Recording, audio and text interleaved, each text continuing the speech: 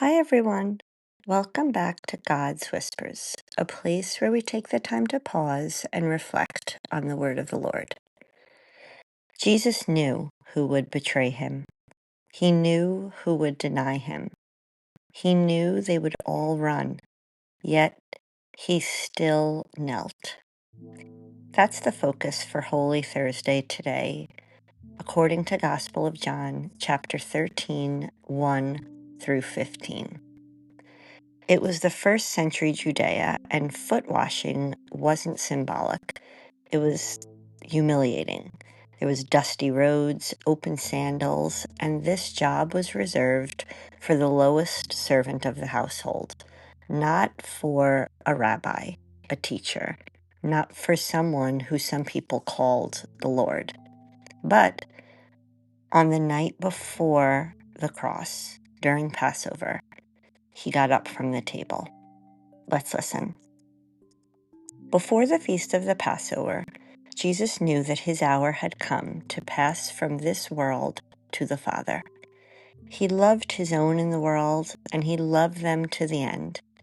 The devil had already induced Judas, the son of Simon Iscariot, to hand him over.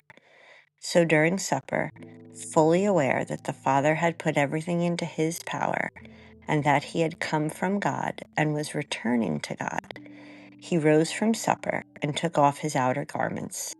He took a towel and tied it around his waist. Then he poured water into a basin and began to wash the disciples' feet and dry them with the towel around his waist. It was Simon Peter who said to him, "Master, are you going to wash my feet?" Jesus answered and said to him, "What I am doing you do not understand now, but you will understand later."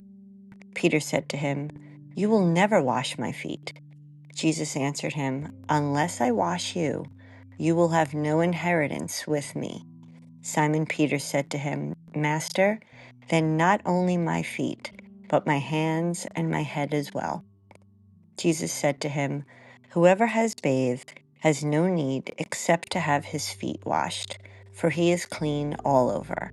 So you are clean, but not all." For he knew who would betray him. For this reason he said, "Not all of you are clean."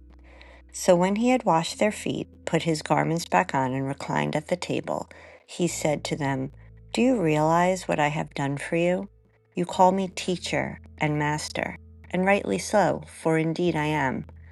If I, therefore, the master and teacher, have washed your feet, you ought to wash one another's feet.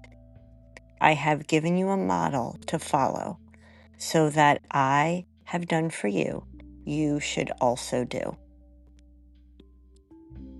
I think that's just so incredibly beautiful. There wasn't weakness, it was intentional love. To kneel in front of someone who will hurt you and still choose humility, that's definitely not a human instinct. That's something divine. We want to be seen. We want to be respected. We want to be right. But Jesus shows us a different way. Serve anyway. Love anyway. Lower yourself. Not because they deserve it, but because he did it first. So journal prompts that would go along with this passage would be, who in your life is hardest to kneel for right now? And where is pride preventing you from serving? And what would it look like to love someone who might not return that feeling? And then finally, am I willing to be unseen, even if it means being obedient? This was a pretty intense passage, very emotional. Let me know in the comments what you're thinking. Share it with a friend, have a discussion, and don't forget to subscribe so you can continue to hear God's Whispers.